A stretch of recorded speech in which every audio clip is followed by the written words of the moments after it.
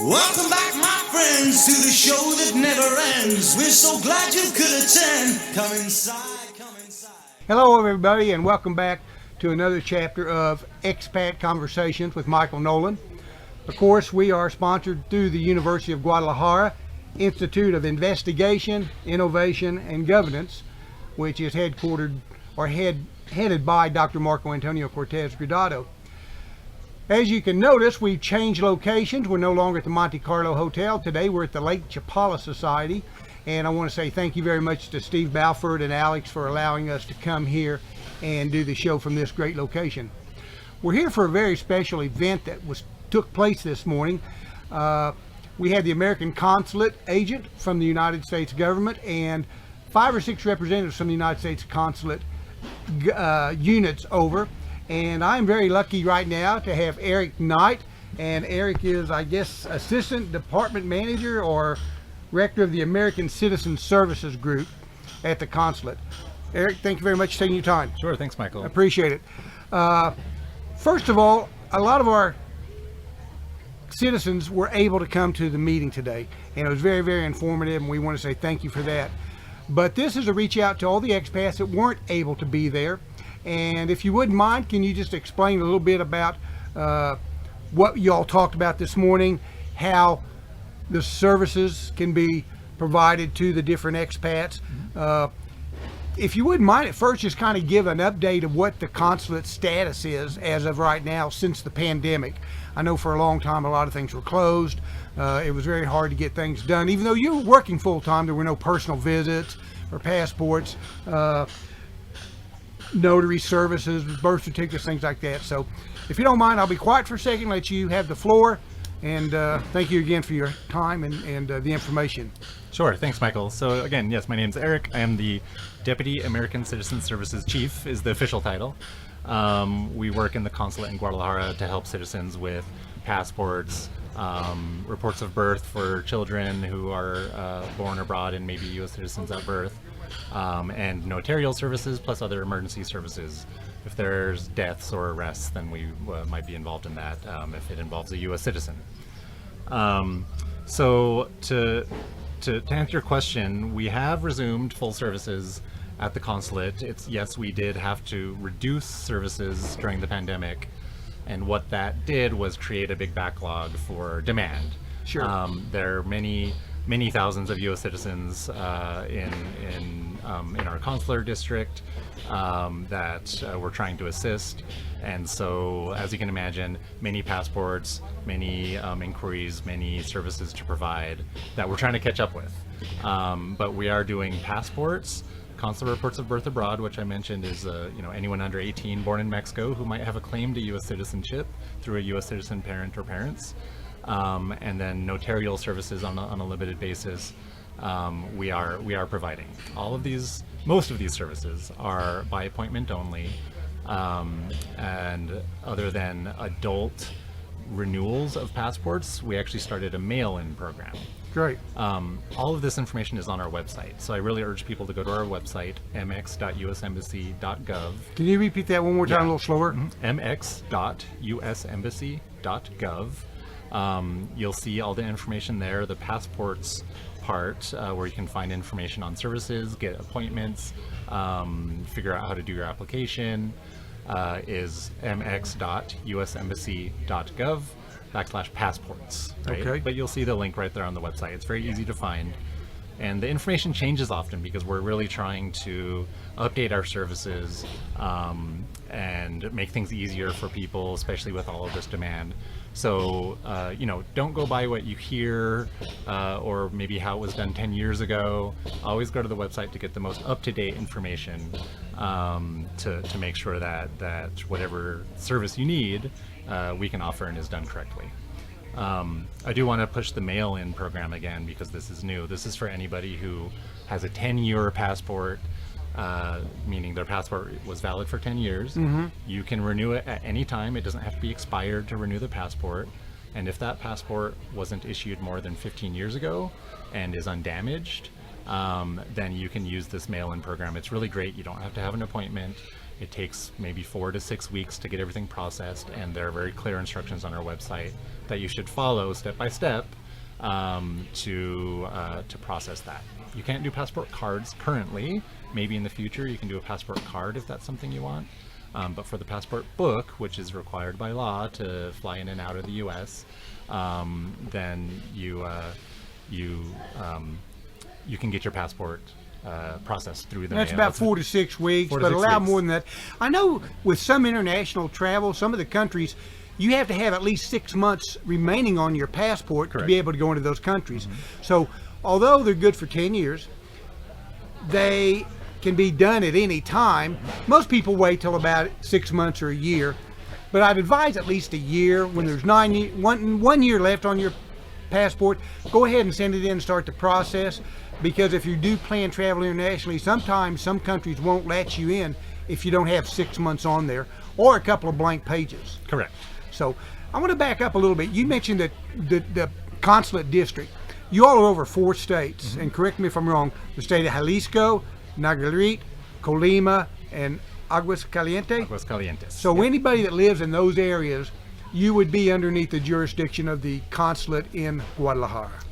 Correct. That's especially important for any special services like a death or an arrest or something like that. But for routine services, we call them, which is passport, citizenship, you can apply at any consulate all over Mexico. And if you go to the website, you'll see all of them listed. You can find appointment information. Some places are harder to get appointments. Some open appointments at different times. So, we have 9 consulates in Mexico plus the embassy, and 9 consular agencies, which is also an office like in Puerto Vallarta. Like in Puerto Vallarta, Kelly Trainer runs. Where you can receive different kinds of services. But always check the website to see what services they're able to offer, because that also changes with time. But you don't have to come to Guadalajara to receive the service. And that's the really great thing about the mail-in service, again, is that you can be anywhere in Mexico and mail it in. And the current fee for a passport's $130. For an adult, the book. Yeah, for an adult renewing that 10-year book, if it's undamaged and everything, it's $130 for the book, $30 for the card if you want a passport card, which again you can't do by mail, so you do have to have an appointment for that currently, and $135 for any 15 or under, any children 15 or under, and then if your passport is lost or damaged or stolen or something like that, then you do have to have an appointment, and that's $165. There's an extra $35 there.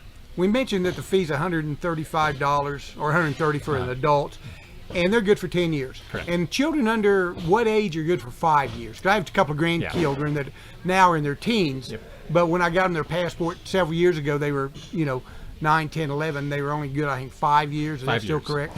So once you're 16, that's when the 10-year passport starts. Okay. Yeah. And it's very, very important that you follow all the rules and regulations. In Mexico, for Mexican passports, the photographs are a different size. Correct. And ours are 5 centimeters by 5 centimeters square. 5 by 5 square. So when you go to your photography place, be sure that you tell them it is for an American passport and get the correct size of photograph. Correct. And make sure that photo is white background, high quality, no glasses, because if you mail in for like an adult passport renewal, let's say, and the photo is the wrong size, or you send us cash or check, which we don't accept, then the application is likely to be delayed or rejected, and nobody wants that. So just really follow the instructions very clearly online. There's a way to pay for the passport renewal for adults online, and it's pretty straightforward. Just be sure to check the site. Okay. We appreciate that information, and you did mention there's other services like notarial services. Yeah. There's also contact information if you do have an unfortunate situation in your life where there's a death of a family member or an arrest. Sure. What else? What am I missing? Other services like, if there's missing person or other kinds of special services, anything that really doesn't, and emergency services. the consulate is fairly limited in what we can do. We can't go out and get you out of jail or rescue you from a dangerous situation, but we can try and connect you to local resources. We have lawyers lists and medical resources listed on our website, so we urge people to go straight to the website. Funeral homes, things like that. And if a body has to be transported back to the States, then we would get involved in that. Kind of help a little for the bit transportation part, to clear through customs and immigration, Right. possibly. But basically, in the beginning, we would just, for any of these kind of situations, refer you to local resources, maybe some of the ones we have on our website. You can choose any services you'd like. But for specific things like that, we might get involved. But the very key thing is go to the website, find out where you need to be guided. I know personally in the past I've sent them emails and they respond usually within a couple of days. Yes. To say direct me here, there, or the other. Right. And it's been very, very beneficial. I've never had anything but great luck. Yeah. So now on the website, you'll find some places where there's some contact forms. So for example, if you have a travel emergency and you need a passport appointment very quickly, and maybe you can't use the mail-in program because there's a medical situation, let's say you have to travel to see the doctor in a week, there's on the website a form you can fill out that will contact us directly to help see if we can get you a quick appointment, right? So always check the website, look for those links for ways to contact the consulate in those situations. One thing I did want to mention that you said was notarials. We do offer some notarial services, but people should know that there are actually a lot more options these days for online and virtual notaries. And some states, if it's a document that's needed in the U.S., go check your state's requirements and see if they'll accept an online or virtual notary. Those can often be much more convenient. Let's say you can't get an appointment at the consulate, if you can't find an appointment online and you need that notary done, or even before you do that, just check if you can get your notarial service done virtually, if that's accepted in the state that it's required. Yeah. Great, that's great information. You mentioned the consulate earlier. It's been there for quite a few years, and believe it or not, we're building a new consulate in Guadalajara, as well as a new embassy in Mexico City. Correct. I think that's still underway. That's right. The consulate will be moving in scheduled July of 23? Yeah, the dates are always hard to tack down, because Sure. they shift. But currently, towards middle end of 2023 is the current timeline. It's a beautiful new building. We're going to be able to have more modern facilities, more windows. We're trying to up our staff to accommodate that. And, Much better parking. well, hopefully. Hopefully. We'll see. The building itself is just going to be such an upgrade. And what part of Guadalajara is it in? Is it close to the current consulate? Current consulate is in the Colonia Americana. This is in the Monraz district, which I think is a little bit northwest of Colonia Americana. So it's in a more residential area, but it's going to have much more space and much more modern, very environmentally friendly. And when that happens, design. there will be a lot of information of directions and how to get to it Yes. on the website. And that brings something up. You do want to make sure you register for something called STEP, which Very is important. Yeah, the website is step.state.gov. This is where American citizens can sign up to receive messages, either emergency messages or non-emergency messages, from the consulate by email to stay up to date on what's going on in our area. And if we have a big change to services, let's say we announce a date that we might switch to a new building, you may want to find that, make sure you're signed up so you can receive those notices. If there's some kind of a security situation, you want to make sure you're signed up and registered with us so you receive those notices. Those notices are also posted on the website too, so if you want to look back and see some of our messages, that's fine. So always check the website to check the current status of our operations. And one time I knew what STEP stood for. I can't recall it today. Can you recall? Oh, you're giving me a good test. Something traveler enrollment program. Well, I and that's forget another what- great yeah. thing. I forget what the S is. I think it's Whenever something you traveler travel out enrollment. of Mexico and you're going to a foreign country, you can go there and find out a lot of great information. Yep. But also, if you're going to say, I just got back from the United Kingdom. Yep. And it was very important for me to know information in case I had an emergency. Yep. in the United Kingdom where the consulate was or the embassy, or contact information, and also to let our government know we're there in case you're in some country where there may be a problem, an uprising, or anything could happen. Then they'll know you're in that country and they'll be able to help you if you do apply for help. Correct. So the STEPS program is very, very important. Yeah, you can adjust, you go into that website and you tell them where you are and when you were there, and then you would be registered with that local consulate or embassy, and receive any emergency messages. Yeah. Well, we've covered quite a bit, just the tip of the iceberg actually. Yeah. But I do want to say thank you very much for the information. In closing, is there anything that you want to get out that we haven't talked about? No, not necessarily. Just driving home the website. It's updated often. It has some tools on there where it's called the Passport Navigator. You can go on and answer some questions if you aren't sure which form to use or how to make an appointment, or if you need an appointment or not, and it'll sort of funnel you to the right information. So check our website for the Passport Navigator.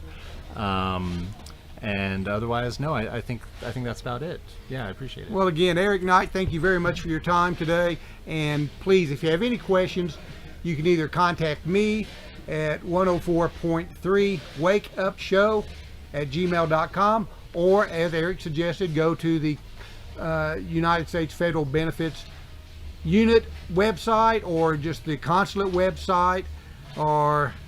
Yeah, so federal benefits is for Social Security questions. Things like that, or the ACS, American Right, Citizen Services website. Correct. The passports website, or really just mx.usembassy.gov. All the links are there. All the information is there. And it's Okay. in English and Spanish. Well, thank you very much. We appreciate it. And if you have any questions, please don't hesitate to contact us. Thank you very much for tuning in today. We'll talk to you next show. Happy trail.